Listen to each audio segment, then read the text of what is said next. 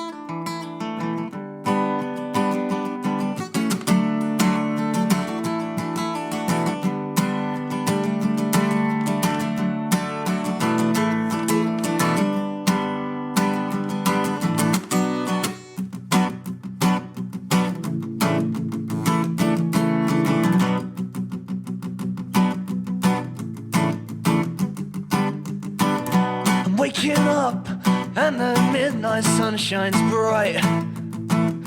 Now I'm about, I can't do anything I like.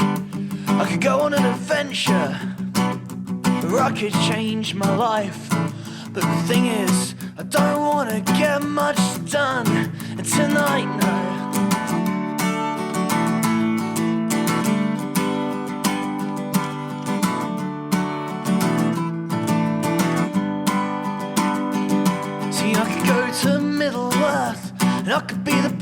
of the ring.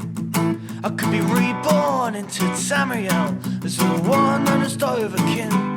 See, I could turn to the dark side, strike my foes down with lightning. And the procrastination's killing me when I am not working. I'm sitting in my room. Nothing is what I wanna do. If you could come home to me right now, this feeling it wouldn't be so foul. See, I could find a time traveler and go saving the universe. I could develop superpowers and return that woman's purse. If I'm good enough, then maybe I'll get included. The Marvel Cinematic Universe. The thing is, it's nearly 3 a.m. and I can't finish this verse. I'm sitting in my room. Nothing is what I wanna do. If you could come home to me right now, this feeling wouldn't be so foul. Now I could go see the Wizard of Oz, and I could explore his Emerald City. See, I could audition to be a famous actor, but I'm not flamboyant or pretty. I could turn into a god, I could be a demon or a cupid. I could go on Who Wants to Be a Millionaire if I wasn't so goddamn stupid. I've been sitting in my room. Nothing is what I wanna do. If you could come home to me right now, this feeling wouldn't be so foul.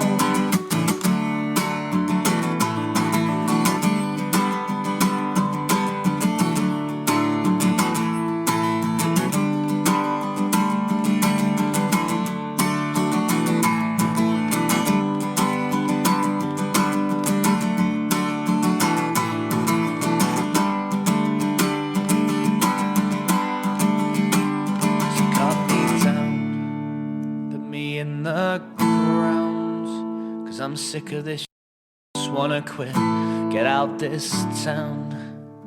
So cut me down, put me in the ground, 'cause I'm sick of this, just wanna quit, get out this town. So cut me down, put me in the ground, 'cause I'm sick of this, just wanna quit, get out this town. So cut me down, put me in the ground, 'cause I'm sick of this shit, just wanna quit, get out this town. 'Cause I'm sick of this shit, just wanna quit, get out this town. That was Sick by Damn Pride, and before that we had One Day by Broken Colours. You're listening to The Art Show on 106.6 FM Wickham Sound. I'm your host Dane Cobain, and it's time for us to head over to the Ilkshed now to catch up with Twangling Jack Ford for this week's album reviews for our Twangling Jack Ford album review special. Variations by Andrew Lloyd Webber. I bought this LP from the charity shop in Cosy Corner in Hazelmere for £1. It is in perfect condition, and I have seen one for sale on Amazon for £150. I was never particularly interested in this album till I saw a piece on a YouTube prog rock channel that I subscribe to. It claimed that this album is prog rock in disguise. I had thought it was just a series of cello pieces written for and performed by Julian Lloyd Webber, Andrew's brother. But it is much more of a rock instrumental album with some of the top rock musicians of the 1970s, including the late great Gary Moore on lead guitar. Like just about anyone of my vintage, I was familiar with the main theme, which is Lloyd Webber's variation on the theme by Paganini. It was a hit single and was the theme to the South Bank show. About a year ago I did a recommendation piece about Rachmaninoff's variations on a theme by Paganini. So when I found this album, I thought it would be good to compare.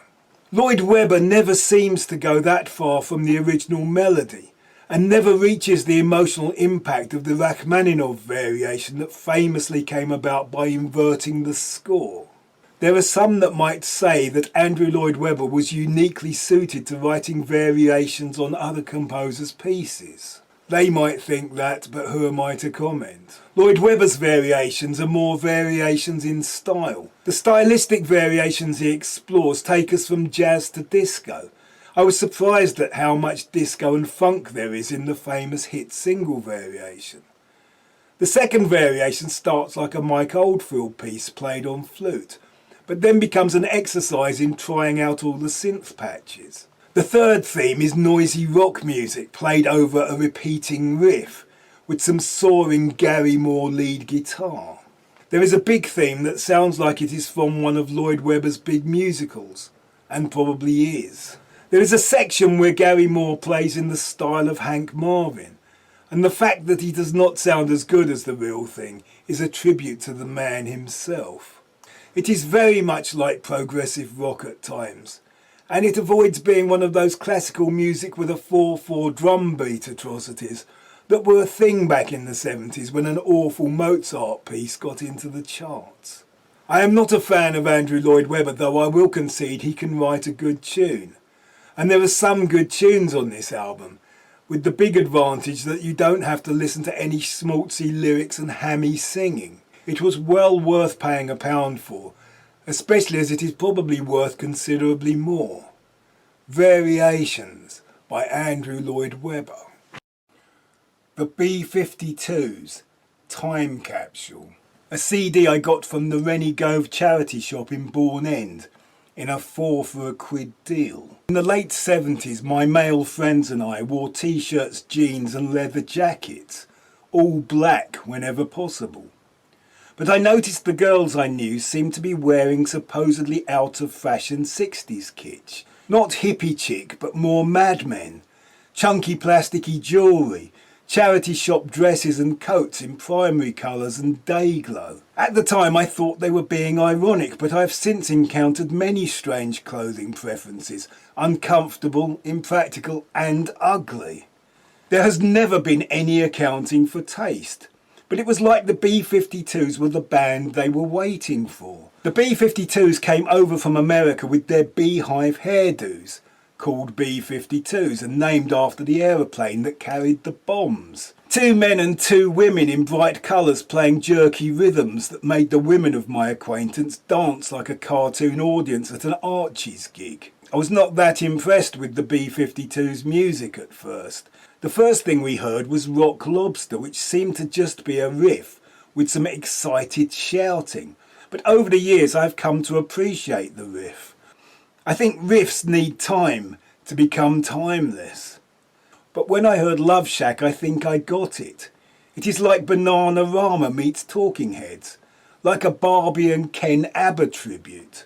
There is a great pop song on this compilation called Rome, which has a catchy melody and is entirely sung, as opposed to most of their songs that have semi-rapped or enthusiastically chanted lyrics. That is the great thing about buying compilation CDs. You hear a barely remembered song and you find yourself bouncing around in your vehicle singing along, even though you have forgotten the words. I remember actually buying their Song for a Future Generation on 12-inch vinyl. Unfortunately, that is not on this compilation, though I think it is better than at least half the tracks that are. Song for a Future Generation is on some of the versions of this particular compilation, but those ones do not include another highlight of this CD, their version of Meet the Flintstones. Everything is very camp, humorous and tongue-in-cheek. The big challenge is to describe their voices. The 2 women particularly have an unnaturally bright, chirpy and almost robotic and metallic sound. When one of them sang on Shiny Happy People by R.E.M., she still had that sound. I suppose you might now describe it as sounding a bit like AI. Time Capsule, the B-52s. Retrospective, the best of Buffalo Springfield. There was a sampler album put out by Atlantic Records. I bought it because it had a rare Led Zeppelin song, but it also introduced me to Yes, Loudon Wainwright III and Buffalo Springfield. I did not know who Buffalo Springfield were. I did not know that two of them became big rock stars. I just knew I loved the song Bluebird. I don't necessarily listen to musicianship if I am presented with a great song sung with great harmonies. But Bluebird amazed me. It was so unlike the heavy rock I was into at the time, but I kept lifting the needle to play it again and again. It starts with a distorted heavy guitar and then has an acoustic guitar section ending with a banjo. The song is like a suite or even a rhapsody. There is another song, Broken Arrow, that feels even more like a suite. This one has changes in time, tempo and style with orchestral strings. And there is the sublime Learning to Fly, Neil Young at his most melodic with strings that hint at forever changes by love. It seemed odd that the Atlantic sampler of new music had a track by a band that had split up many years before, but they were obviously cashing in on the fact that two of the frontmen were Neil Young and Stephen Stills. Young and Stills fell out in 1968, bringing Buffalo Springfield pretty much to an end, and have spent from then till now getting back together and falling out again. In that way that you don't notice items of an uncommon brand till you buy one, once I became aware of Buffalo Springfield, I started hearing their most famous song, For What It's Worth, and the gorgeous rock and roll woman on the radio. I did not buy any of their records. The only Neil Young I was hearing at the time was the folky stuff, and that did not appeal to me. And my commitment to Stephen Stills only went as far as buying the single of his anthem Love the One You're With, and the single of Sweet Judy Blue Eyes, which he made with David Crosby and Graham Nash. Sweet Judy Blue Eyes still gives me chills. When CDs became cheap, I bought this classic compilation. I do also have a 4-CD box set of their entire catalogue, but this CD is both essential and pretty much all you really need. It also has Neil Young's raucous Mr. Soul, which has a riff that is more than slightly similar to the Rolling Stones' Satisfaction. Richie Fury, the third frontman, went on to form Poco, one of the pioneering country rock bands. Stills and Young could have been Lennon and McCartney.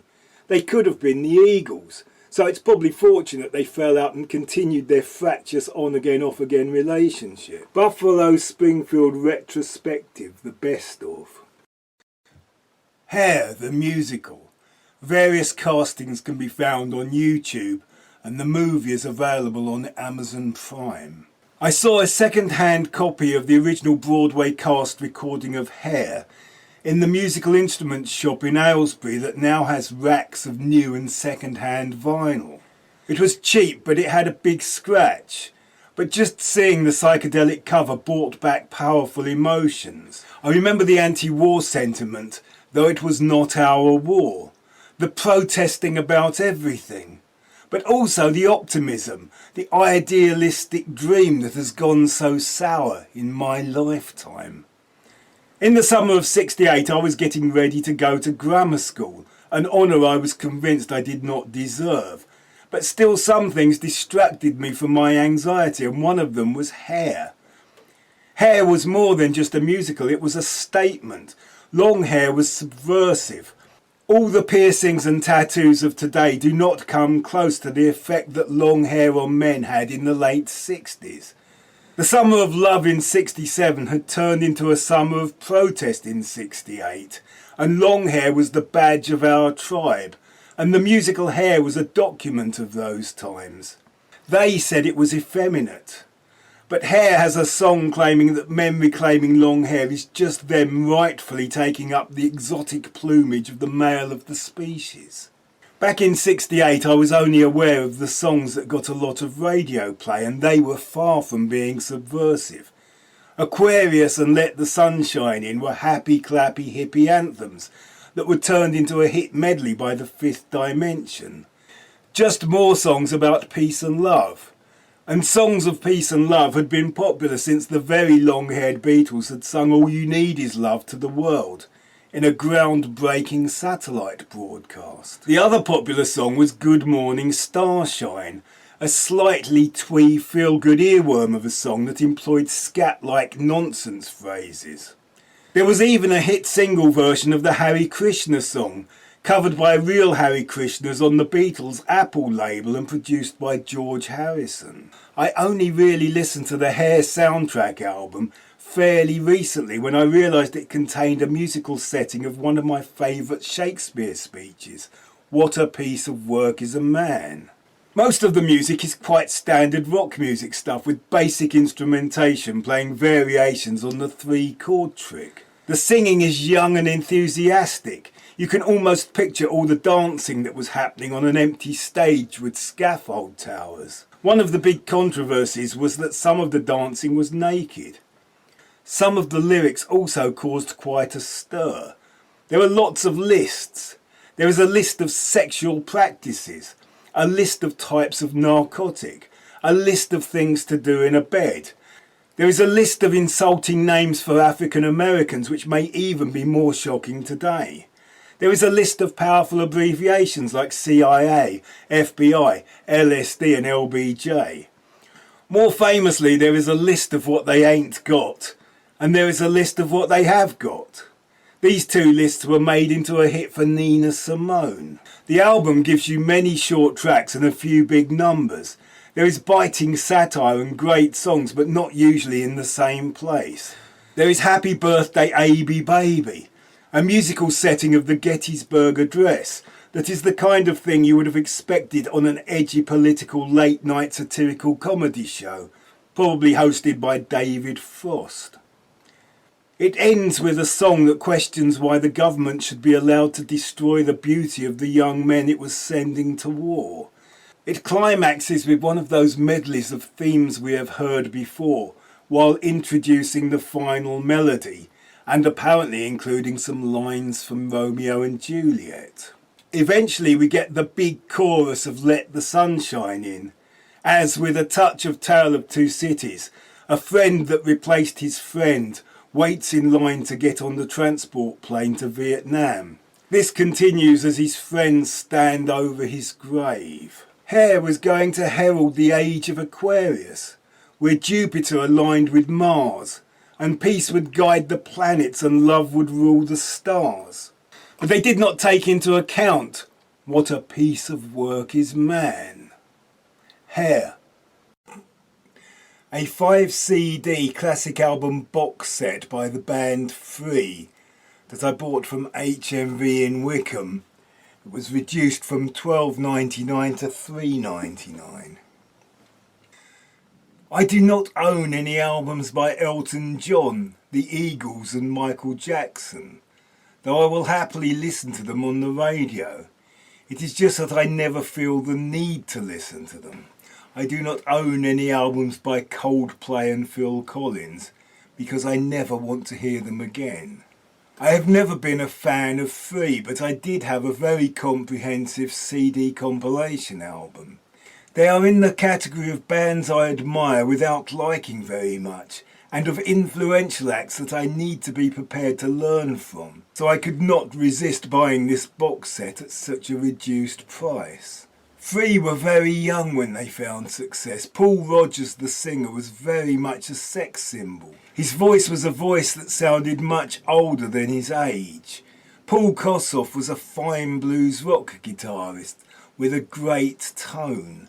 Andy Fraser, the bass player, was a teenage songwriting prodigy. But the only thing that for me elevated them was Simon Kirke's drumming, which had a distinctive swing to it. After Free split, Rodgers and Kirke formed Bad Company, and the first thing I heard from them was Can't Get Enough, which I liked more than any of Free's considerable output, mostly because of the drums. Free became famous with their massive hit All Right Now. It is a song I have never liked, but I liked that it was a big hit. I quite liked their other hits, My Brother Jake, Wishing Well, and A Little Bit of Love. Listening to these CDs, it is clear how well they played together. They let the songs build quite slowly to quite intense climaxes of soaring guitar, underpinned by bass lines that are both clever and rhythmically totally synced with the drum. Paul Kossoff was a very elegant player. Everything was just right for the song and not just an exercise in showing off. I encountered one quite soul-y number that was a relief from all the blues, as were some of the acoustic guitar numbers. When I was learning guitar, older boys would show me those Paul Kossoff riffs that at some point involve hammering a G on the bottom string while playing an open E chord. I never really had any great desire to play like that, though I would have loved to play those bent high notes. In my day, young bands aspired to be like Free, to write songs with titles like Heartbreaker, Stealer and Hunter. The kind of lyrics you scribbled on fag packets while you drank Watney's Red or Double Diamond, or you ate double sausage in a greasy spoon reeking of full ashtrays and wet coats drying in the heat of a paraffin stove. These albums sound excellent. It sounds like there were few overdubs apart from the occasional vocal harmony, so you can hear everything clearly, including the finger scraping on the acoustic strings. Free, the classic album box set. You're listening to The Art Show on 106.6 FM Wickham Sound. I'm your host, Dane Cobain. This week we are having an album review special courtesy of Twangling Jack Ford, and this is Squid Face Girl with Taxi.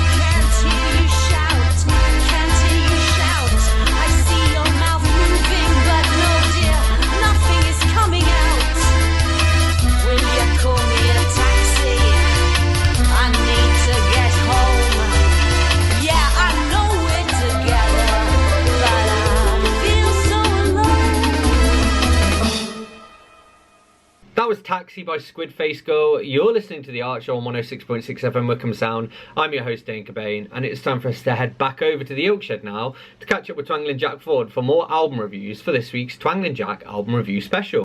Wet Leg, an album I've been listening to on Amazon Prime. Legend has it that it all started as an accident. Two bored young women amusing each other with phrases that made them laugh. Quotes and misquotes which they then spoke or sang over simple indie pop music. It was a project that started in lockdown.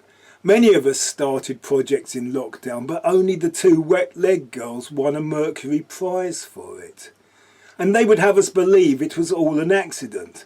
But the accidents seem to have kept happening. Finding exactly the right bass player and drummer to make them the B-52s for the TikTok generation. Finding the exact strange sounds to add interest to the simple repetitive songs. Having exactly the right moves. Something like the Teletubbies meets the Walking Dead. They seem to have the right costumes that seem also to be anti-costumes. I presume they are ironic because they do not serve to make them look more beautiful, nor do they look comfortable, but they look too well presented to be grunge charity shop chic. It all seems kind of sweet and innocent in this era of voluntary disfigurement that seems to mimic post-apocalyptic dystopian imagery. The way they stand in relation to each other has an accomplished duo feel. Unlike Ant and Dec, they do not always stand on the same side, but one is nearly always behind the other, sometimes facing backwards. They seem to have accepted roles like Laurel and Hardy, and they exchange knowing looks. Also, it is the way the two principals stand in relation to the three hired hands that are the rest of the band. Hierarchy seems to be quite important to Wet Leg.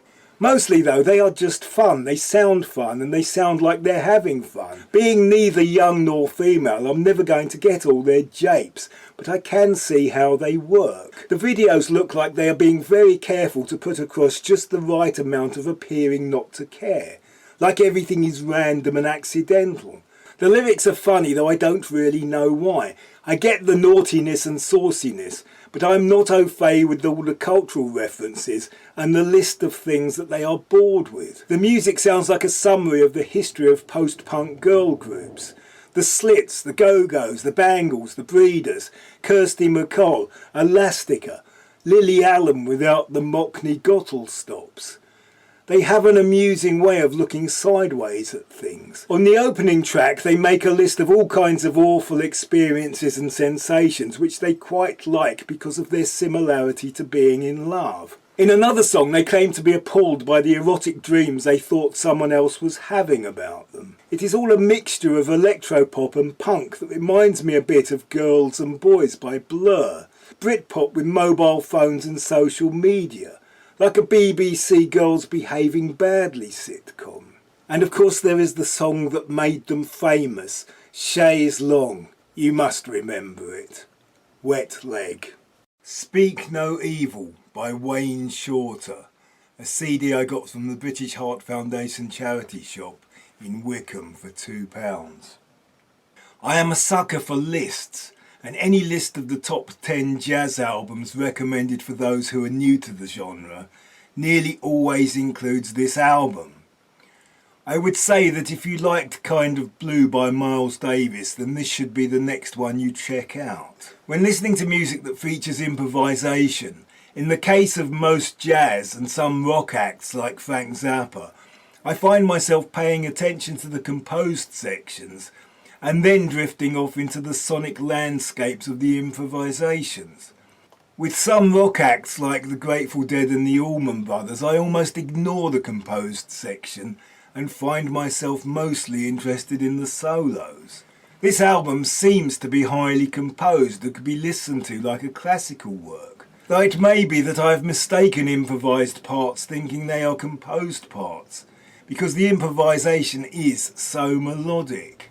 On this album there's the trumpet of Freddie Hubbard to share the lead, and the piano of Herbie Hancock to provide those cool jazz chords for the leads to play over, and also to tinkle some sparkling lead runs himself. Sometimes I hear chords that bring to mind Frank Zappa's Hot Rats album. It is possible that knowing that Wayne Shorter went on to form the pioneering jazz fusion band Weather Report makes me feel that this album was leading jazz in that direction. Wayne Shorter did play with Miles Davis on the albums In a Silent Way and Bitches Brew, which were themselves precursors to jazz fusion. So he definitely was at the cutting edge, but I cannot overstate how easy this album is to listen to. Wayne Shorter, Speak No Evil. Todd by Todd Rundgren. Todd Rundgren is a musical genius. He became the producer that record companies would employ to give their acts hits. He produced Bat Out of Hell. He also produced The Band, Grand Funk, The Psychedelic Furs, Steve Hillage and many more. He was also a singer and musician who covered a multitude of styles, from simple pop songs to grand progressive rock epics. Todd Rundgren also wrote and recorded one of the most enduring pop rock songs of the 70s, I Saw the Light. It came from his third album, Something Everything, which is still considered by many to be his best. It is stylistically very consistent, a mixture of Carole King's singer-songwriter and Hall & Oates-style blue-eyed soul songs with Beach Boys harmonies.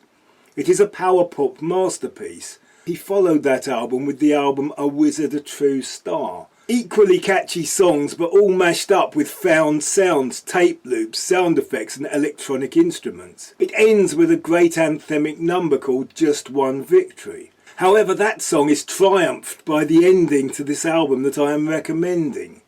His 1974 double album called Todd finishes with a song that before its release Rundgren taught to 2 stadium audiences.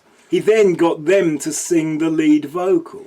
I remember hearing this on the radio and loving the song and the effect of tens of thousands of lead vocalists.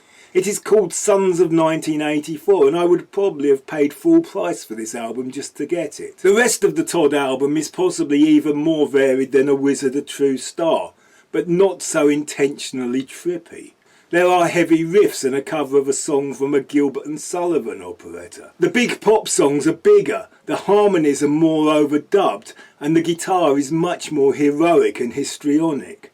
There are synth arpeggios and tricky timings that point in the direction of his next incarnation as a multi-hair-coloured and jumpsuit-wearing prog rock superstar. And when he was not doing that, he made even bigger pop songs, less Carole King and more Billy Joel.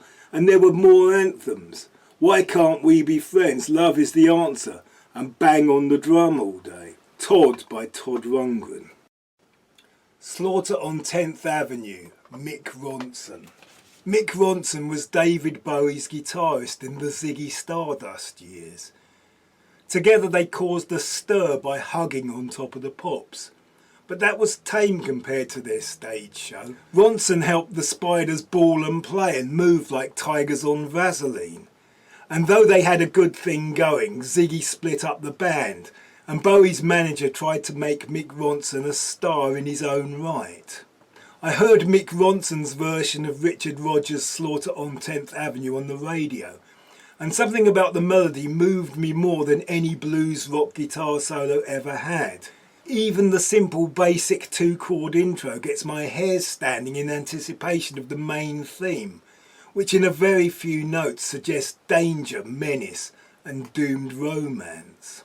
Hearing that theme made me search through my parents' LPs to find an orchestral version. This led to me taking much more of an interest in musical theatre. Rodgers' version starts with ominous harmonies like the start of Puccini's Nessun Dorma. And as the piece progresses, it goes through pure Hollywood schmaltz, romantic and modern classical, and big band jazz. I used to watch the TV shows made up of old movie clips, hoping to see the Gene Kelly ballet, where he dances a barroom fight with Vera Allen, and they both end up dead. I have since found a 1939 version danced by Vera Zorina and Eddie Albert. It is intense to say the least. 7 minutes of sexy, raw emotion. I would say it is my favourite ballet, but it is probably the only ballet I have ever liked. When file sharing was a thing, I built up a whole folder of versions of the piece.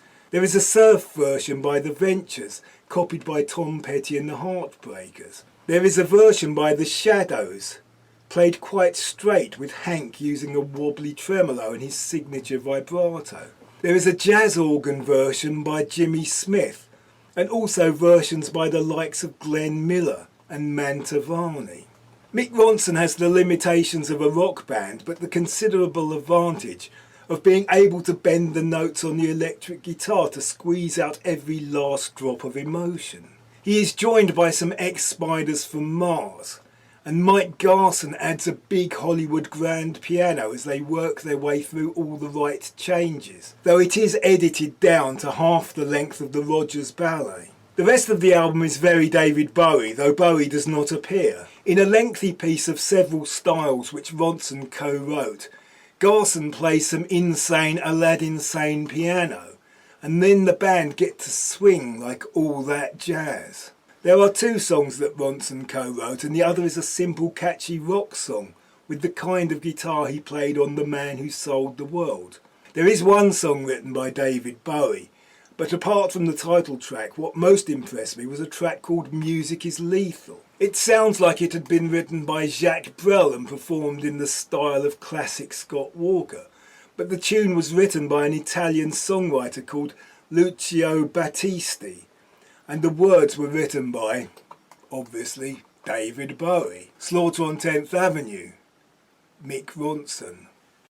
Big thank you to Twangling Jack Ford for this week's album reviews for our album review special. You're listening to The Archer on 106.6 FM Wickham Sound. I'm your host Dane Cobain, and this is Umar Ara with Live Our Dreams.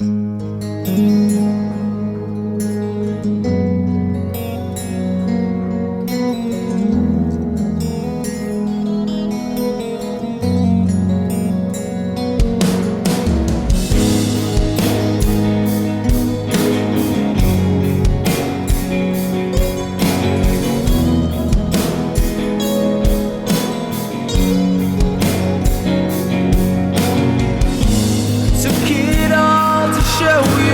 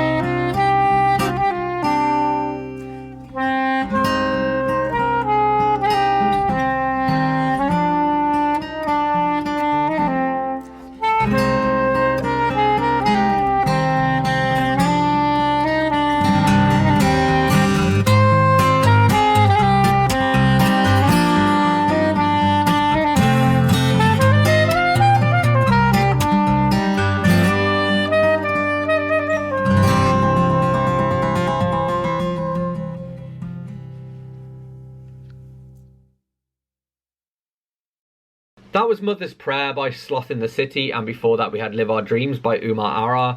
You're listening to The Art Show on 106.6 FM Wickham Sound. I'm your host, Dane Cobain, and this is normally the part of the show where we would head over to the Ilk Shed to catch up with Twangling Jack Ford for a weekly album review, but this has been a Twangling Jack album review special.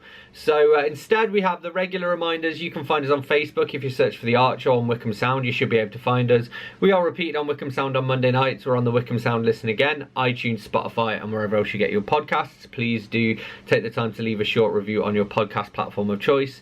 You can also email me here at the studio by dropping me a line on dane.cobain@wickhamsound.org.uk. That's dane.cobain@wickhamsound.org.uk.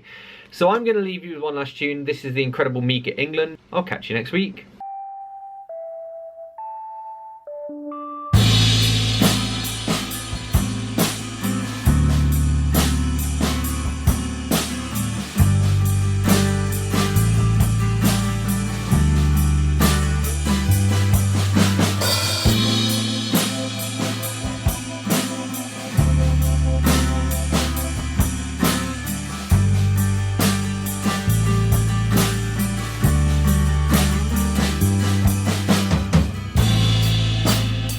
Don't give me reality.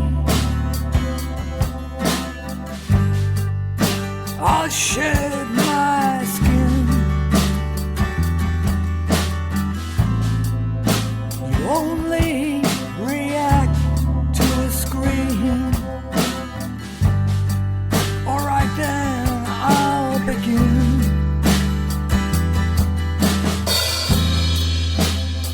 You wouldn't give me the time of day. In actuality, well, anyway, I'll become pixels on your screen, your zeros and ones.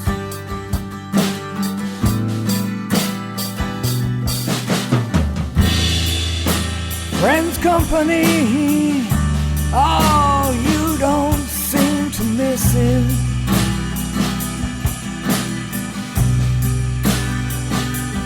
That damn cell phone screen,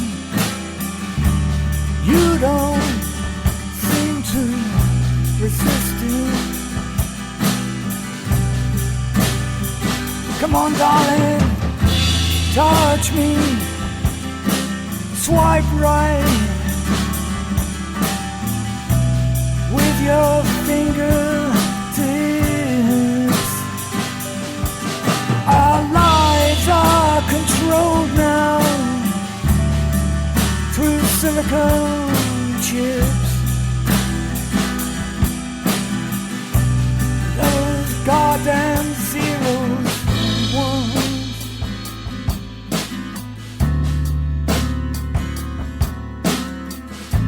Those goddamn zeros and ones. Look up, I'm right here.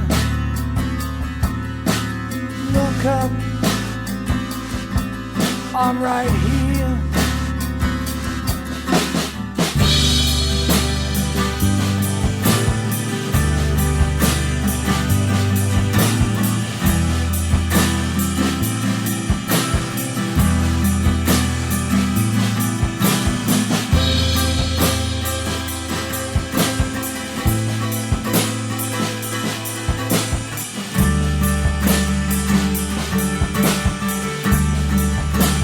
We've all become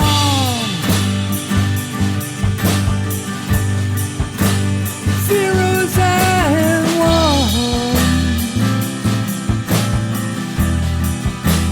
ones and zeros, villains and heroes. We've all become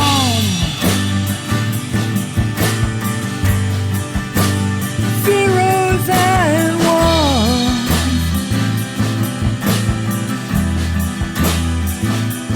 ones and zeros,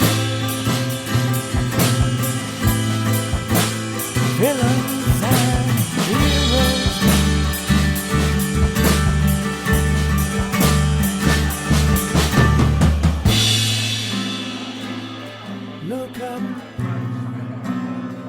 I'm right here, look up. I'm right here.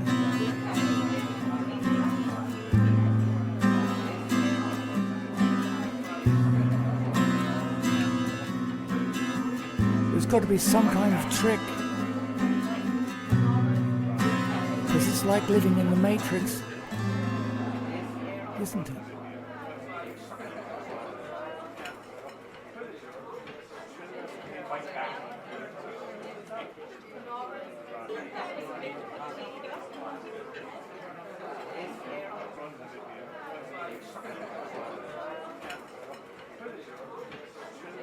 Fight back.